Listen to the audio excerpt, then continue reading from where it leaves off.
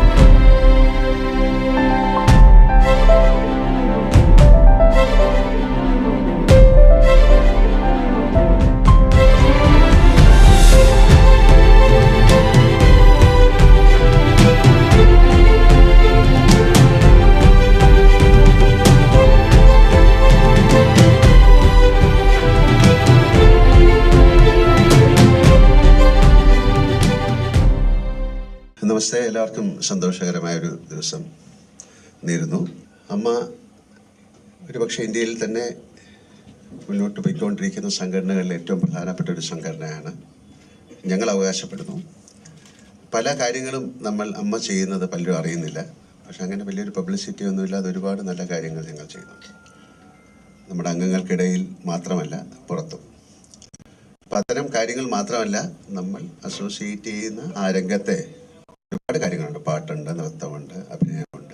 അങ്ങനെ ഒരുപാട് പോസിബിലിറ്റീസ് ഉള്ളൊരു കാര്യമാണ്. ഒരുപാട് പുതിയ ആൾക്കാർക്ക് കടന്നു വരാൻ സാധിക്കുന്നൊരു മേഖലയാണ് സിനിമ. അപ്പോൾ അതിലേക്ക് എന്ത് ചെയ്യാം എന്നാലോചിച്ചപ്പോൾ ഒരുപാട് കാര്യങ്ങൾ ചെയ്യാൻ സാധിക്കും. അപ്പോൾ നൃത്തം മാത്രമല്ല അതിലുള്ള അഭിനയം. അങ്ങനെ 2 ദിവസത്തെ ക്ലാസ് നമ്മൾ തുടങ്ങുകയാണ്. ഇതിലേക്ക് എത്തിച്ചേർന്ന എല്ലാവർക്കും ഹൃദയത്തിൻ്റെ ഭാഷയിൽ ഞാൻ നന്ദി പറയുന്നു. ഇതൊരു ശരിക്കൊരു കുടുംബമായിട്ട് നിങ്ങളെല്ലാവരും ചേർന്ന് വർക്ക് ചെയ്യണം. ഇന്ന് ഇവിടെ നിന്ന് പോകുന്ന 32 പേരാണ് ഇതിനെ പ്രചാരകർ. അവർക്ക് അവരുടെ സുഹൃത്തുക്കളോട് സംസാരിക്കാം, എന്താണ് എക്സ്പീരിയൻസ് എന്ന് പറയാം, ഞങ്ങൾ എത്രമാത്രം ആത്മാർത്ഥമായിട്ടാണ് ഇതിൽ ഇൻവോൾവ് ചെയ്യുന്നു എന്നുള്ളത് നിങ്ങൾക്ക് പറയാം. തീർച്ചയായിട്ടും ഇപ്പോൾ ശോഭന അല്ലെങ്കിൽ ഭാനുപ്രിയ അങ്ങനെ ഒരുപാട് വലിയ വലിയ നർത്തകികളുണ്ട് നമുക്ക്. മഞ്ജു വാര്യർ, അതുപോലെ ഇപ്പോൾ ഞാൻ സംസാരിച്ചപ്പോൾ സിദ്ദിഖ് പറയാനും നമുക്ക് നസറുദ്ദീൻ ഷാ, അല്ലെങ്കിൽ അനുപം കർ, അല്ലെങ്കിൽ തമിഴ് അല്ലെങ്കിൽ കമലഹാസൻ, അങ്ങനെ അവരൊക്കെ വെച്ചിട്ടൊരു ചെറിയ ചെറിയ വർക്ക്ഷോപ്പുകൾ കാണിക്കാം, നല്ല നല്ല സിനിമകൾ കാണിക്കാം, അതിൻ്റെ ഡിബേറ്റുകൾ ഉണ്ടാക്കാം. എന്തായാലും ഒരു വലിയ കുടുംബമായിട്ട് മാറിക്കഴിഞ്ഞു. അങ്ങനെയാണ് ഞങ്ങൾ പോകുന്നത്. പക്ഷേ മറ്റുള്ള പബ്ലിക്കുമായിട്ട് ഇതിലേക്ക് കടന്നു വരാനും ഒരുപക്ഷെ ഇത്തരം ആൾക്കാർക്ക് പുതിയ സിനിമകളിലേക്കൊക്കെ സഞ്ചരിക്കാനുള്ള ഒരു പാത തുറക്കുന്ന ഒരു പ്രക്രിയ കൂടിയാണിത്. എന്തായാലും ഇവിടെ എത്തിച്ചേർന്ന എല്ലാവർക്കും ഹൃദയത്തിൻ്റെ ഭാഷയിൽ നന്ദി പറയുന്നു. ഈ ചെറിയ സംരംഭം ഞാൻ ഉദ്ഘാടനം ചെയ്യുന്നതായിട്ട് പറയുന്നു.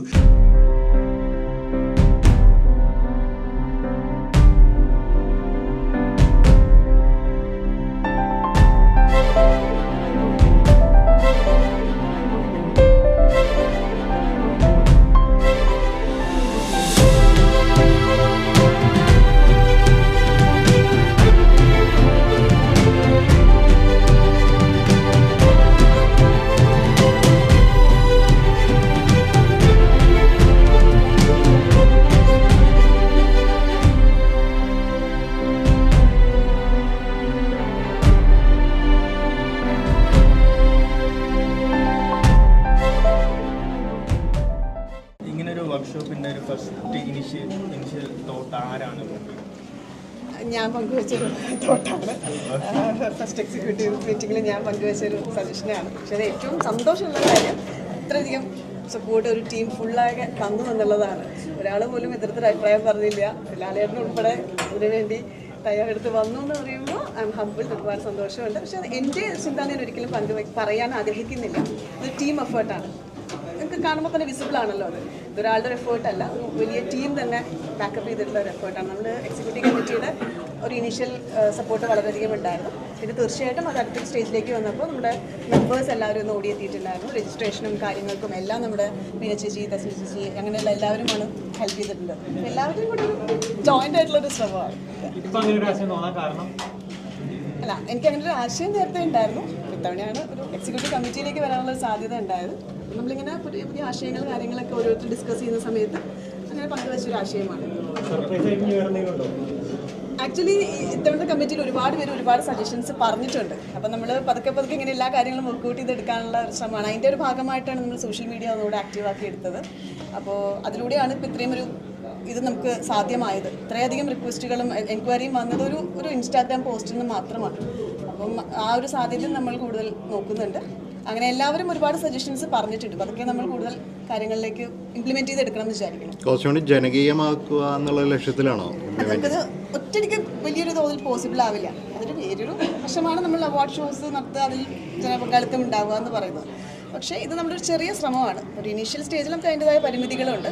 എന്നാലും നമ്മുടെ അംഗങ്ങൾക്ക് വളരെ ചുരുക്കം സീറ്റ്സേ നമ്മൾ പ്രൊവൈഡ് ചെയ്തിട്ടുള്ളൂ. അധികവും ഇപ്പോൾ 30 പേരിൽ അധികവും പേരും നമ്മുടെ പൊതു ജനങ്ങളിൽ നിന്ന് തന്നെയാണ്.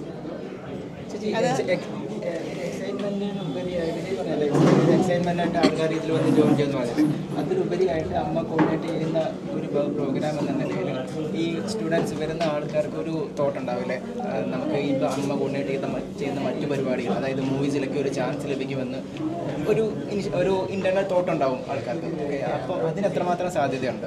അല്ല, നമ്മളത് ക്ലിയർ ആയിട്ട് വിളിച്ച് എല്ലാവരെയും എൻക്വയറി എല്ലാവരും സൂചിപ്പിച്ചിട്ടുണ്ട്.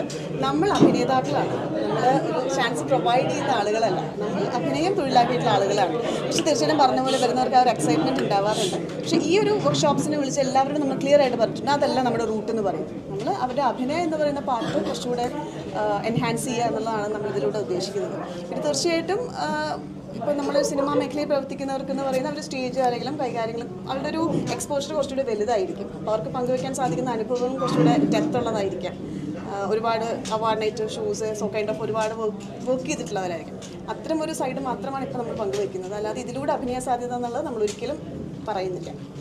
മമ്മൂക്കയുമായിട്ട് ഡിസ്കഷൻ ഇതിൻ്റെ എന്തെങ്കിലും വന്നായിരുന്നു?